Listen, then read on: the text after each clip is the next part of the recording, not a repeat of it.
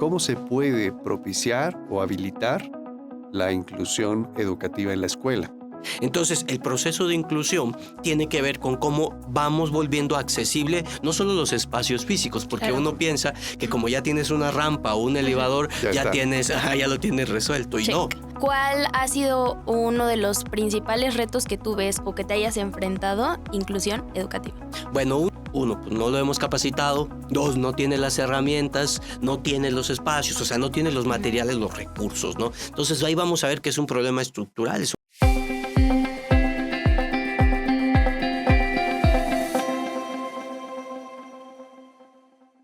Hola a todos, bienvenidos y bienvenidas a otro episodio de nuestro podcast Cátedra. Yo soy Andrea Y yo soy Manuel. y estamos muy emocionados porque el día de hoy vamos a hablar sobre inclusión educativa. Para ello tenemos un invitado muy especial. Él es el doctor Rodolfo Cruz Vadillo y es profesor investigador de la Facultad de Educación en la UPAEP. Rodo, bienvenido. Muchísimas gracias, Andrea, ¿Qué Manuel. tal? Gracias por la invitación y por el espacio. No, gracias a ti por estar aquí.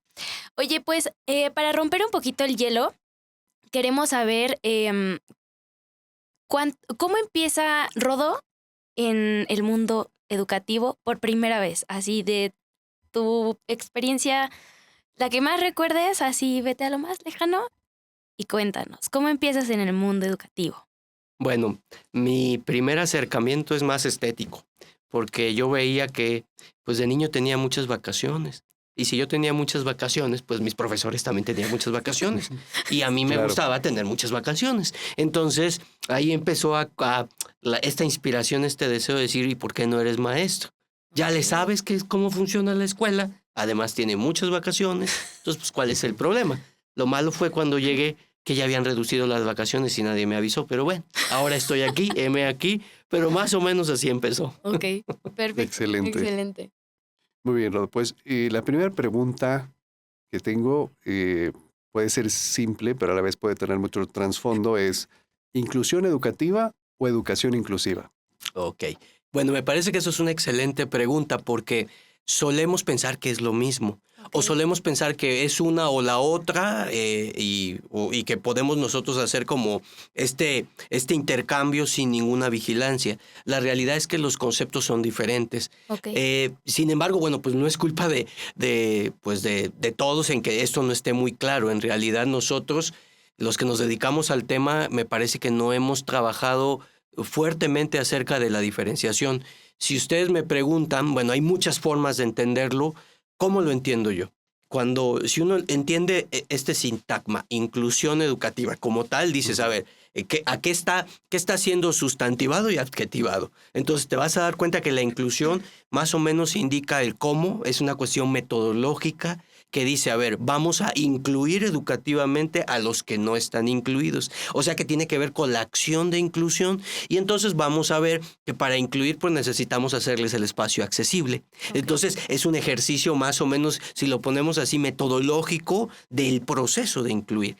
Ahora, la educación inclusiva, si lo vemos, pues es diferente porque lo que estaba sustantivado antes ya no está sustantivado ni lo adjetivado. Entonces, tendríamos que pensar que la educación inclusiva es más bien el contenido de, o sea, no es la acción que yo haga una serie de ajustes para que los estudiantes estén, sino es una discusión de carácter filosófico, epistemológico acerca del qué es la educación. O sea, una educación que sea inclusiva, ¿en qué se tiene que basar? Entonces, si lo pensamos así, tiene que ver con el orden de las políticas, de lo político, acerca de los saberes que tenemos y el conocimiento de cómo, a ver, qué es una persona que pudiéramos decir es educada y qué tipo de educación recibe una persona, por ejemplo, que va a las escuelas y que aprende en el intercambio a aceptar la diversidad que hay en el aula, los tiempos, los ritmos, los diferentes compañeros con los que tenemos. Entonces, si lo ponemos así muy, muy sencillo, uno tiene que ver con la acción, con el propio ejercicio metodológico que nosotros podemos hacer para que un estudiante pueda acceder a la escuela y a la educación formal, y el otro tiene que ver con las discusiones que tenemos acerca de qué vamos a entender por esa educación, para que no sea que facilitamos que lleguen los chicos a la escuela una vez que estén sentados, ahora sí vamos a violentarlos, los amordazamos, le damos tehuacanazos, los hacemos hablar y le decimos, ves, tú no eres para esta escuela, ¿no? Entonces pudiera ser como esa distinción, yo lo dejaría ahí. Ok, perfecto. Creo que justo ahí podemos partir Sí, exacto. en esa temática. Creo que se responde muy bien a lo que queríamos saber de esta conceptualización de lo que vamos a abordar ahora. Entonces, pues Manuel nos va a ayudar con la siguiente pregunta. Ujú. Bueno, y ya que dejamos clara esta distinción, Exacto, que me parece muy importante, es cómo se puede propiciar o habilitar la inclusión educativa en la escuela.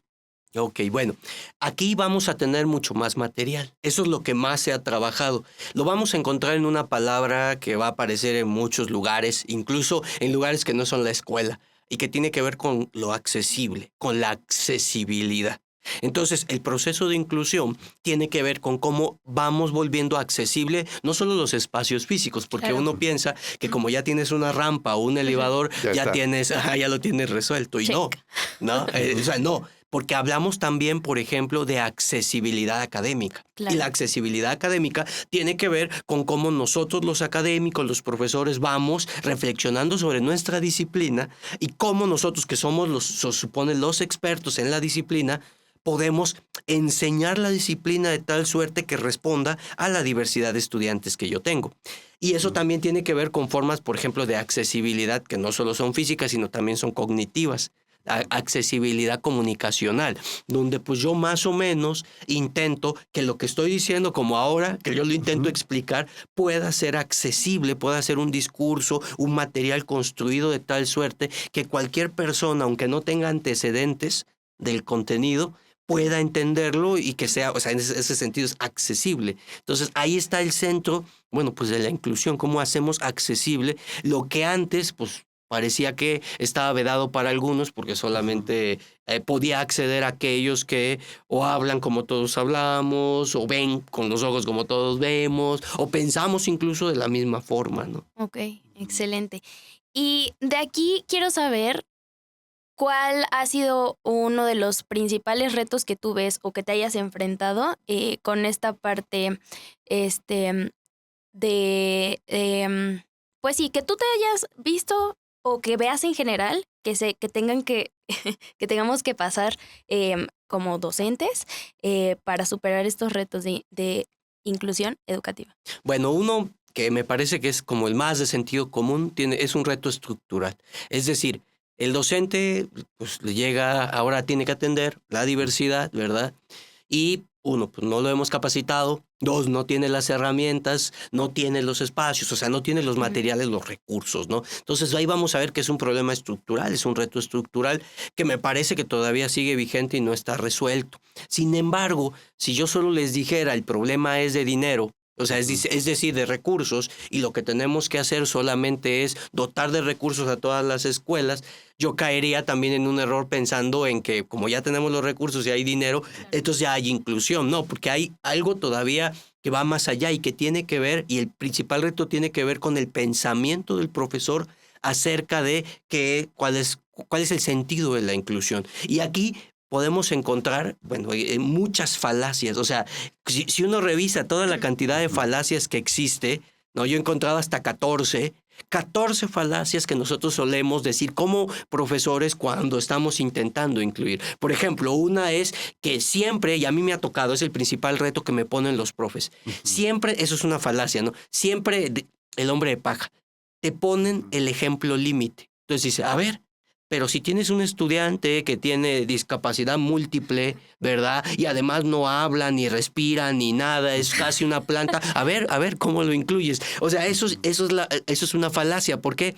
Porque obviamente no están atacando precisamente, o sea, lo que no está en discusión es el proceso de inclusión. Ellos están yendo al límite donde pues obviamente no lo tenemos resuelto y uno puede decir, bueno, en ese caso no lo puedo hacer. Entonces, por consecuente, quiere decir pues que la inclusión no se puede, ¿no? Y eso es algo, o sea, este pensamiento del profesor de muchos principios que podemos decir, pues ahí hay muchas falacias que son anecdóticas, que lo vieron una vez y que facilita que el profesor diga, esto jamás va a ser. O sea, lo más fuerte es utópico. Y si es Ujú. utópico, es irrealizable. Entonces, sentémonos pues, a esperar a que la realidad cambie, porque hoy no se puede, ¿no? Híjole, qué Sí. difícil, como un bloqueo, ¿no? Es como Ujú. doble, porque Así aparte es. si ya está como uno pensando que no se puede y además creas como otra realidad que no existe, entonces creo que es muy fuerte, hay que tener Claro, mucho cuidado. y de ahí sacas ese pretexto, justamente, Claro, como es tan difícil o se plantea imposible, pues entonces no hay que hacer nada. Y caemos en esa parálisis. Exacto. exacto. Cuando yo creo que, pues, hay que ir llevando a cabo acciones que poco a poco vayan propiciando esta inclusión. Justamente, y profundizando en algo que comentabas, Rodo, es cómo preparar a los docentes para esto, porque yo creo que ese es uno de los temas, Mm, más allá de las falacias, que ujú, yo también las he escuchado. ujú, Un docente que diga, está bien, yo estoy dispuesto, le quiero entrar, pero de repente enfrentarlo, pues puede ser muy intimidante, ¿no? Como que, ¿qué ujú. voy a hacer cuando me enfrente a esta diversidad en mi aula? ¿Cómo voy a resolver ese problema? Pues, ¿cómo preparar al docente o cómo adaptarse ante esta realidad? Sí, bueno, me parece que aquí tenemos otro gran reto y es que precisamente tiene con las preguntas propias que nos hacemos. Esta pregunta se la hace el profe. ¿Qué voy a hacer yo? Pero ya esta pregunta ya tiene una trampa, porque pareciera que el problema, la situación, la responsabilidad es individual. Sí. Entonces, incluso no es porque el profe así lo quiera, es que así en la cultura, o sea, casi como te tocó el chico, y entonces hasta el director te da casi el pésame y te dice, pues a ver qué haces, tienes que Ujú. ser muy creativo. Y ese me parece que es uno de los principales errores que cometemos. ¿Por qué? Porque al individualizar la situación y al decirle al profe, es tu responsabilidad, bueno, pues estamos llevando al profe ahí a un límite donde dice el profe, es que ¿qué voy a hacer yo? O sea, niveles de estrés, los que saben te dicen niveles de estrés, va, pero cuando un nivel de estrés es superior, lo que hace es paralizar. Y eso es lo Claro. que ha pasado con los profes. Entonces, me parece, profe, ¿no? Que estés escuchando, bueno, que aquí lo que tenemos que pensar es que el proyecto tiene que ser primero institucional. Es Ujú. una cuestión estructural, pero si tenemos estudiantes, ¿verdad? En las aulas que requieren apoyos, tenemos que pensar que el proyecto tiene que ser siempre de la institución. No tienes que estar solo, o sea, es equivocado decir, te tocó. No, no, no. Tenemos estos estudiantes, estos son nuestros retos. ¿Qué vamos a hacer colectivamente, no individualmente? Y ahí, cuando el profesor, porque uno dice, tu profesor le tienes que dar apoyo a los estudiantes. Y yo diría, ¿y quién le da apoyo al profesor? Ujú. Pues los otros profesores. Oye, no tenemos todos los recursos. En realidad ninguna escuela lo tiene. Pero ¿qué hacemos con lo que tenemos? ¿Y qué hacemos pensando en decir, ok, con esto que tenemos, qué es lo que sí podemos hacer? ¿Qué Ujú. apoyos podemos movilizar para que los estudiantes puedan estar aquí? Pero colectivamente, no es un problema individual. Y eso me parece que se ha malentendido al grado que incluso yo he escuchado más de una vez profesores que dicen que es su responsabilidad, su responsabilidad. Y eso yo creo ya no es inclusión, ya eso está a un paso muy pequeño de un profesor, no, de la presencia del burnout, un profesor que Ujú. se quema, porque en realidad se da cuenta pues que él solo no va a poder con todo, ¿no? Ok. Ay, qué interesante. Yo de ahí quiero saber, o sea, parto de justo esto que platicabas, Rodo. ¿Qué crees que hace el cambio como de mentalidad o qué recomendarías o sugieres para decir, o sea, como literal quitarse la venda de los ojos y decir, ok, no estoy solo y lo puedo hacer con los demás colectivamente? Porque creo que igual también a veces en el trabajo docente es un poco complicado como el soltar y es como mi grupo y yo lo Ujú. llevo. Entonces, ¿qué sugieres para trabajar de manera colectiva o qué podría funcionar para alguien que no lo hace? Bueno, me parece que alguien que no lo hace, bueno, pues cómo lo va a trabajar identificando que lo que puede hacer solo no tiene el mismo impacto que lo que puede hacer con apoyo. Uno nunca llega a donde llega en la vida individualmente ni independientemente. O sea, es interdependencia lo que tenemos. Es decir, que nosotros llegamos a donde llegamos con ayuda. Entonces, a ver, este profesor, el primer reto, lo que yo diría es lo que ha movilizado cuando hablamos de experiencias que podemos decir, pues no me gusta mucho el término exitosas, pero que más o menos podemos señalar, allá hay un proceso de inclusión, tiene que ver cuando llegan los estudiantes con discapacidad, por ejemplo, por poner un ejemplo, cuando llegan, no cuando la escuela dice estar preparada, cuando llegó y de repente empezó a interrogar las prácticas. Y los profesores, a ver, están interesados en la humanidad que está ahí. No es un dato más ni un estudiante más, es un ser humano que está ahí y que requiere una serie de ajustes que nosotros tenemos que hacer. Y ahí en esa experiencia, cuando te das cuenta que solo no lo vas a lograr y empiezas a pedir ayuda y empiezas a aceptar recibir ayuda, ¿verdad? Es ahí donde la experiencia empieza a tener pues otro matiz. ¿Por qué? Porque aprendemos que pues lo que logramos, lo logramos entre todos. No se logró solo por lo que yo pude hacer, porque lo que yo puedo hacer en lo individual es limitado, porque además tú eres el profesor este año y haces maravillas, vamos a suponer, Claro. pero no vas a acompañar al chico los 6 años de primaria. O sea, algún día va a pasar con la otra maestra y entonces necesitará esa maestra tener información. Como tú quieres, tú quieres ayudar al chico auténticamente, pues entonces no lo cierres. O sea, el chico tiene que aprender que de todos puede recibir apoyos y que toda la institución está incluida ahí. Ujú.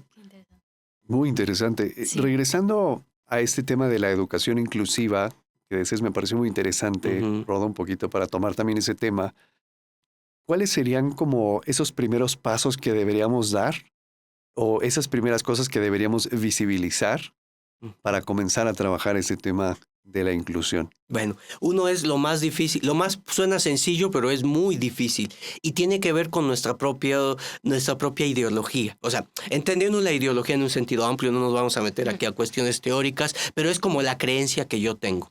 Y no recuerdo ahora, pero no es un dicho mío, no es de mi autoría, pero hay uno que dice que la ideología es como el sudor.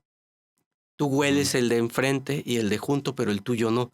Entonces, eso es lo que pasa. O sea, el primer ejercicio es de desmontaje, es decir, de cómo yo desmonto mis prejuicios, esas ideas, esos sesgos ideológicos que tengo, y los pongo ahí, los interrogo y acepto. Casi es como a lo mejor el ejemplo es malísimo, ¿verdad? Pero es casi como el alcohólico. Para avanzar, lo primero que tiene que hacer es reconocer que es alcohólico. Y acá es reconocer que yo también excluyo, que yo también he producido exclusiones y que las he pasado por justas y legítimas. Y entonces cuando tú empiezas a reconocer eso y empiezas a identificar tus prejuicios, tus sesgos cognitivos, ideológicos, es el primer paso para ir cuidando incluso en la relación más cercana. Claro.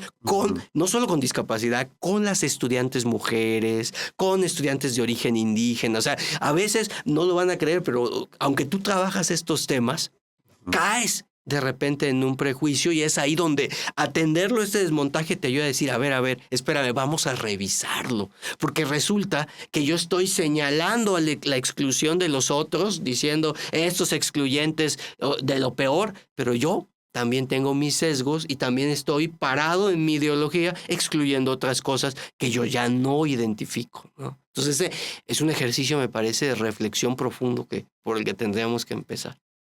Sí, qué fuerte, qué difícil. Y otra vez regresando un poco a los docentes, ¿tú qué crees que formativamente les haría falta para crear ambientes educativos inclusivos? Y yo añado, perdón, esta parte que acabas de decir. O sea, si tengo que empezar por lo de los sesgos, ¿cómo incluyo en esta formación el prepararme para eso? Porque no se va a dar de manera automática, es muy difícil que suceda. Claro. Bueno, aquí también es una respuesta que se oye simple, pero mis compañeros, colegas, profes saben que no es sencillo, no es nada simple, porque implicaría entrar en un diálogo donde yo acepto lo que el otro observa. A ver, esto del sudor es como, yo ya no lo huelo, entonces necesito que alguien me diga, oye, te hace falta desodorante, ¿no? Y entonces es cuando dices, sí, huelo mal, no te habías dado cuenta. Lo mismo, va a ser muy difícil que tú solito lo digas y no. Entonces aquí el acompañamiento al profesor es vital, pero ese acompañamiento de otro profesor que no lo juzga.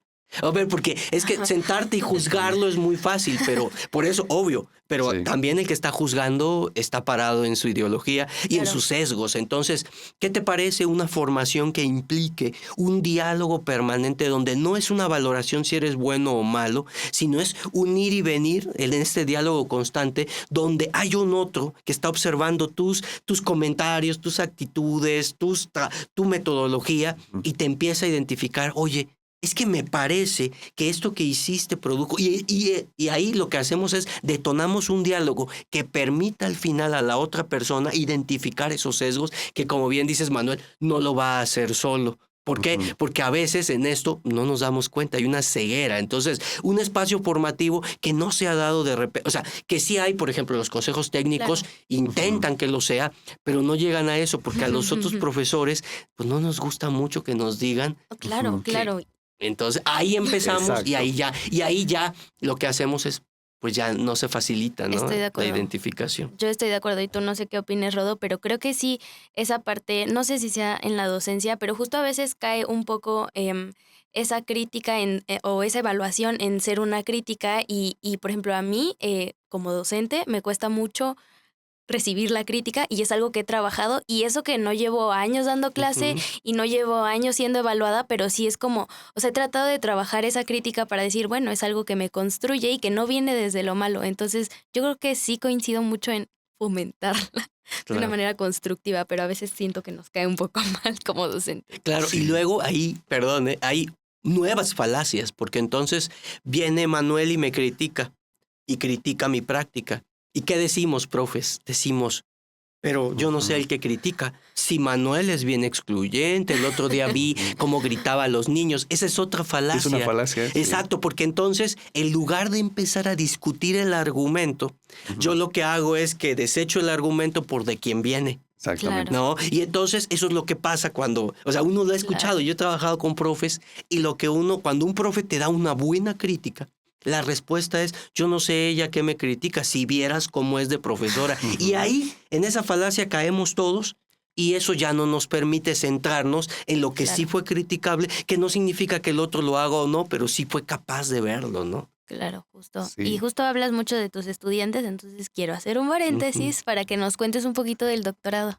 Bueno, pues el doctorado en educación que tenemos aquí en UPAEP, pues tiene precisamente una línea en que cultivamos los procesos de educación inclusiva o inclusión educativa. Bueno, tiene varias líneas, ética, procesos educativos, políticas, pero dentro de eso está la línea de inclusión. Y fíjense que esto es bien interesante porque de acuerdo también a las preguntas que ustedes han hecho, bueno, cuando los estudiantes llegan, es curioso, llegan con un tema, por ejemplo, de inclusión, empiezan a caminar en este terreno y darse cuenta que lo que sabíamos de inclusión, bueno, pues era casi cuestiones de sentido común, no profundizada, incluso cosas que hoy por hoy dirían, ya me di cuenta que eso no era inclusión, Sí. que estaba haciendo otra cosa menos incluir, porque es muy complejo, es un proceso que está haciendo, no está dado, está haciendo, es gerundio, y donde vamos identificando nuevas formas de violencia que se producen ahí y que incluso produce el propio ejercicio de inclusión, ¿no? Entonces, me parece que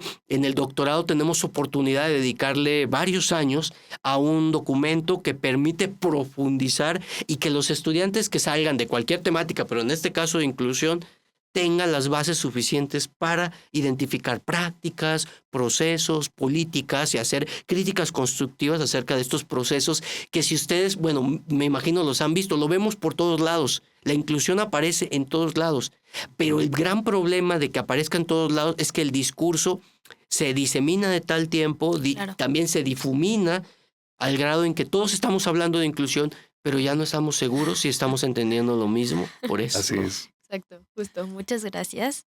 Justo. Y bueno, aprovechando que ya estamos en este hilo, ¿algunas recomendaciones o consejos que pudieras dar a profesores, colegas docentes de diferentes niveles, como para comprender mejor el término, para entrarle, irlo abordando paso a paso, justamente sin agobiarse y entender esta parte pues colaborativa, colegiada en la que tiene que hacerse? Bueno, yo les diría, la inclusión no es prescripción. Hay una parte prescriptiva que está en la norma, está en la política. O sea, esa es la prescripción, que te dice lo que tienes que hacer. Pero en el plano pedagógico no hay recetas, profe. O sea, lo peor que uno, y me ha pasado, ¿no? Me plantean el caso, oye, Rodolfo, les acabo de dar una charla, oye, Rodolfo, esto, el otro, aquello, y tengo un niño con esto, ¿qué hago? Y mi respuesta es no sé. Y entonces se quedan como, ¿pero cómo? Si tú, es que mira, yo te puedo decir en el deber ser, qué es lo que tú podrías hacer. Pero mira, ni conozco al chico, es decir, no conozco la condición del chico, no conozco la situación del chico, no conozco la posición que ocupa el chico en ese espacio, ni conozco las prácticas que se dan en esa cuestión que es situado. O sea, eso que está pasando, con lo que tú estás pasando es situado, o sea, se da en esa situación. Entonces, no hay universales. O sea, no hay soluciones. Yo la recomendación que les diría para ser muy concreto es, no hay recetas. Las experiencias nos ayudan a reflexionar, pero nunca son replicables. Porque si uno entiende, ese chico que tengo ahí, aunque tenga síndrome de Down como todos los demás, es singular. Entonces, tiene otros ejes que lo explican también, otras formas. O sea, es la situación donde se encuentra que permite, bueno, pues que tú tengas como profe, pues no empiezas de cero, pero sí tienes que empezar nuevamente porque Juan no es Alejandro. Aunque tengan los dos síndrome de Down, aunque vayan a la misma escuela, aunque sean de sexto. Entonces, fuera la prescripción y pensemos en cómo construimos con el estudiante una experiencia educativa lo menos violenta posible, lo menos discriminatoria y lo más inclusiva. Me parece excelente. Okay. Para... Antes de la recapitulación, porque es que Claro. está muy buena esta plática, Sí, no puedo dejarlo ir. Pero antes de que Andy nos invite a la recapitulación, Katie Novak, en el libro Diseño Universal para el Aprendizaje Ahora, una de las cosas que menciona, bueno, dos, una refuerza lo que dices justo, dice, profesores no están solos. Porque justamente creo que el profesor que lee este tipo de libros, o sea, se aproxima a estos libros de como de primer nivel, está como angustiado, ¿no? Como, ayúdenme porque no tengo idea de cómo abordar esto.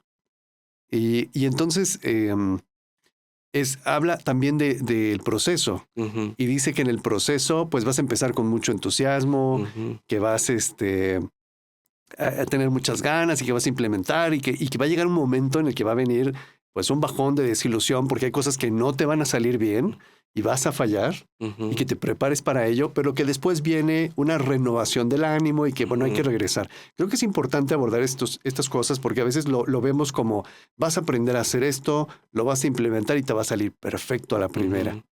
Claro. Sí, ves, esto que dices es bien interesante. ¿Por qué? Porque entonces como no hay recetas, pues se vale que nos equivoquemos, se vale que no funcionó y no pasa nada. Entonces decir, esta creatividad incluso, o sea, pues decir, bueno, pues a lo mejor en este momento no me salió, no voy me siento mal, pero bueno, a ver, ¿cómo sí?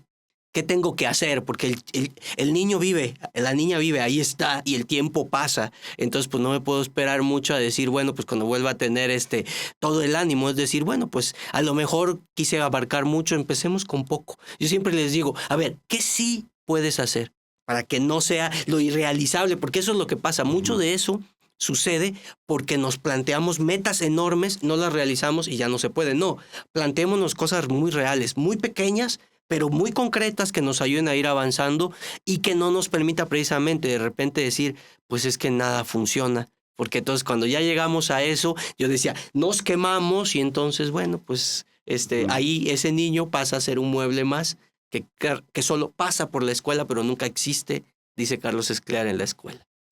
Excelente. Ay, qué bonito.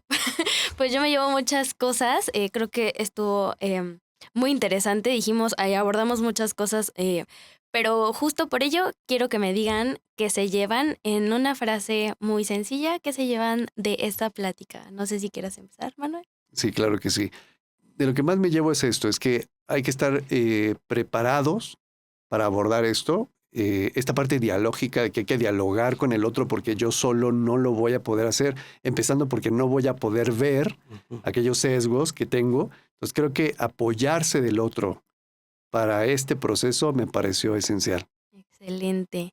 Y yo coincidiría con esto, el trabajo es colectivo porque el problema educativo es un problema estructural. Entonces, la respuesta tiene que ser colectiva, ¿no? Yo he recuperado un concepto, no es mío, es viejo, sobre la cognición distribuida. O sea, la cognición no es solo lo que tú puedes hacer en lo individual, sino en esto que mi ex jefe Martín siempre reconoce de Machado. Todo lo que sabemos, lo sabemos entre todos. Entonces, no estar en solitario. Justo. A mí me gustaría llevarme también esta parte colectiva, pero igual el que yo puedo estar mal desde un inicio y reconocerlo está bien. Para cerrar, Rodo, ya acabamos con esta parte, pero queremos que nos dejes algo de ti en este podcast. ¿Quién es Rodo? Más allá de la escuela, más allá de todo lo que hace De la Rodo, investigación. de la investigación, de todo. ¿Quién es Rodo? Bueno, Rodo es una persona al que le gusta mucho sorprenderse, o sea, entonces me gusta mucho viajar y esta primera vez que ves algo que nunca habías visto es lo más fascinante que he experimentado. Entonces, pues alguien que le gusta mucho viajar, que le gusta mucho de la vida y que yo entiendo y así, o que ni modo, lo voy a decir, no todo es trabajo, porque solo vivimos estos días y tenemos que no nos preocupe lo demás, pero disfrutarlo al máximo. Y una manera, bueno, para mí es siempre esta capacidad de asombro de cuestiones que no conocía, porque eso te va ayudando a decir, entonces yo no estoy acabado. Yo no tengo mi identidad se está haciendo y se rehace en cada viaje que tengo. Ay, qué hermoso. Muchas gracias, Rodo. Muy bien. Muchas gracias de nuevo por estar aquí. Te Con agradecemos gusto. todo lo que nos aportaste. Ha sido súper valioso. Muchas gracias. Muchas gracias. Y bueno, pues muchísimas gracias a los que nos ven por YouTube. Recuerden darle like, dejar algún comentario. Los que nos escuchan en Spotify, recuerden valorar el episodio. Y recuerden que estamos en Spotify, YouTube, Apple Podcast y Amazon Music. Nos vemos en el próximo episodio. Nos vemos en el próximo episodio.